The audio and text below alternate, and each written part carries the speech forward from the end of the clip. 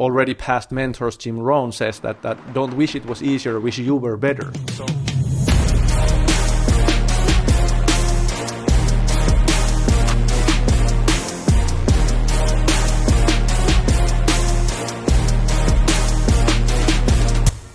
It's time for TestguruTV again. Sitting right next to me is an epic champion of testing, Jani, Tuna, Haikala.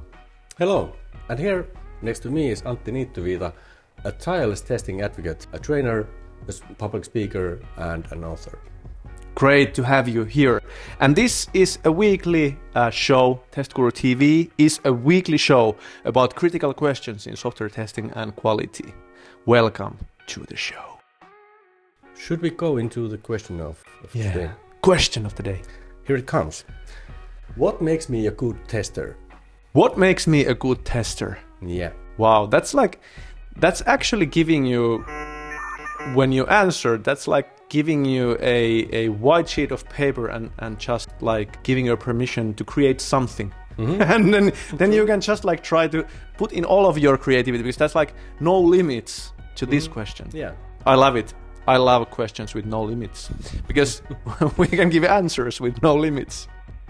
There are 3 ideas that come to my mind. Okay. If you remember us doing the Test Guru Summit.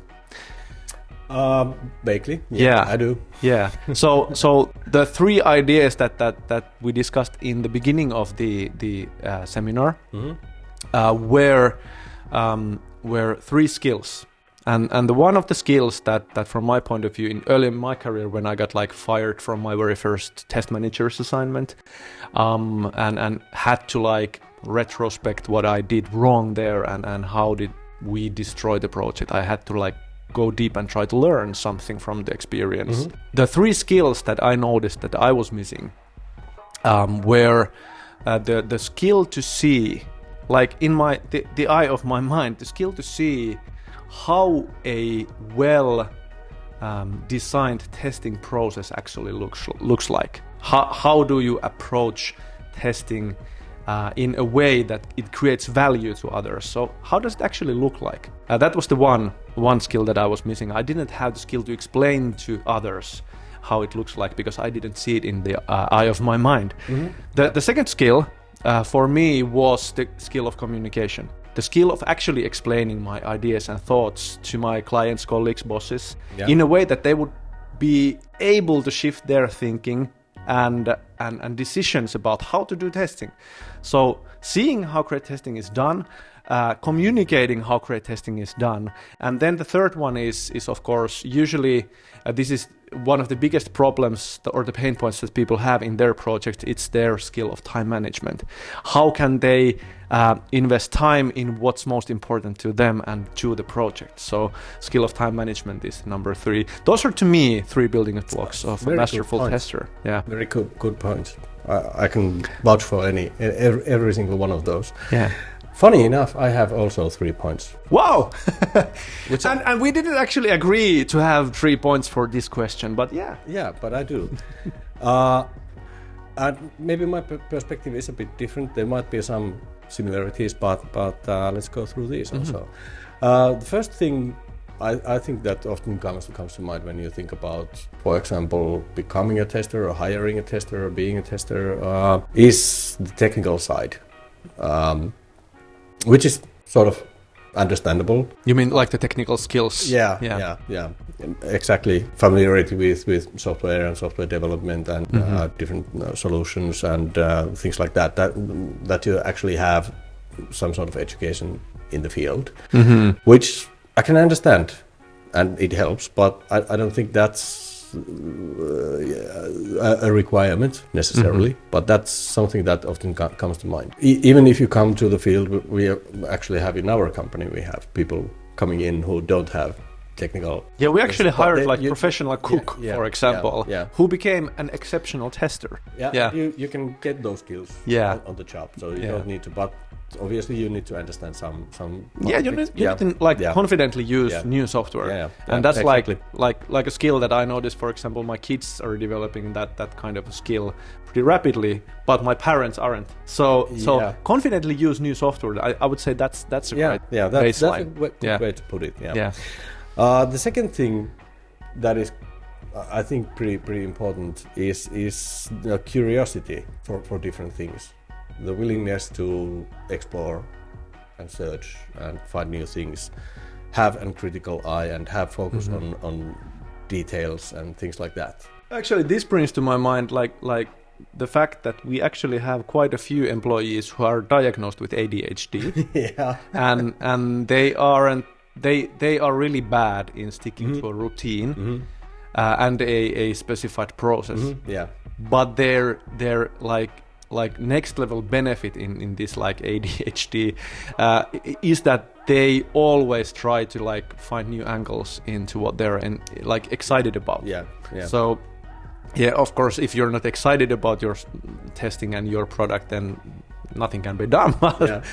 But anyways, it's like it like feeds the creativity and the curiosity. Yeah. True.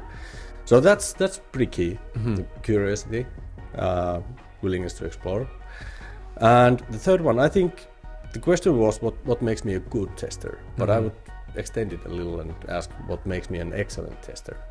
Yeah. And could we even say epic tester or a test guru? We could, because this is a TestguruTV, which actually what makes me a test guru? Yeah. And to me, the third component is what takes you to that level. Yeah. And that's communication skills, which you already mentioned. Yeah, that's true. It really comes into play in reporting those bugs that you find, explaining why these are important, what does it mean to the end user, what could the end result be if we don't fix this, and so on. So giving enough context for the developer to actually understand why you should react to this bug. It means also following up on those bugs that you have reported and caring about them, because quite often, when I think we all know this, quite often a lot of the bugs that you report are put in the back of the backlog. We'll do this when we have time. Yeah. And we all know that time never comes, so they don't get fixed. So that's also a reason why you should be following up on those and you should be good in explaining why these are important to fix. Yeah, and that like one of the things that I noticed is that about the communication skills is that the best testers have this like ability to create rapport with other people. So like this feeling of like we have common things to do and we are like we are friends and I want to help you. And rapport building it's actually a skill. So you can learn how to build rapport with people, but you have to intend to learn, because it's not taught anywhere in schools or universities or anywhere. You can find it in books, but you have to intend yourself to learn rapport. So. And then I've also think about the communication skills is also about coaching the team. Which I think you mentioned that in a bit different words, teaching and explaining to people about why testing is important, how should it be done, what things should we focus on, and so on. So, bringing that, I would say, joy of testing and making people understand why it's so important throughout the team or the organization. So that's also pretty important. Yeah, this like for a concluding thought for this question, I would love to bring up the idea that testing is not that much as a technical thing that you do. Because like you can create like phenomenal results and have them have no impact on the team or the product. Because like you have to present the results in a way that they are willing to change something. And that's why I always say that testing is mainly a skill, or testing is mainly to improve things through other people. So testing is is a skill of influence. So that's the thing that if you want to be exceptional tester, if you want to be a test guru, you need to learn the skill of influence. Yeah, because that will make your results valuable. Yeah, and everything that's also the part that many testers ignore. So that's exactly what makes you and helps you take the next step. Yeah, exactly. And those testers who ignore it for long enough, they become bitter and they start to complain and stuff like that. So instead of complaining, instead of wishing that the wins were easier for you, you need to to set the sails so that you get forward. Yeah. And one of the things to set the sails is to learn the skill of influence. So like one of my like already past mentors, Jim Rohn, says that don't wish it was easier, wish you were better. So you need to wish you were better in something that's meaningful. For example, the skill of influence or rapport or whatever you call it. I think that sums it up. Yeah. Did we answer the question?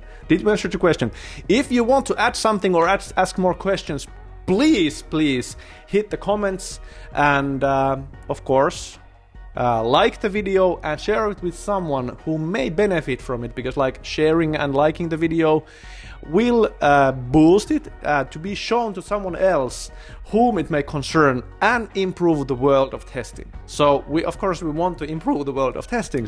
That's why you can do your part in this and just like the video, subscribe to the channel. This is going to be an epic journey.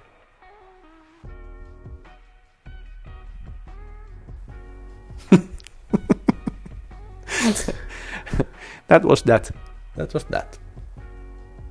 And then the episode ends. Thank you for tuning in. Thank you.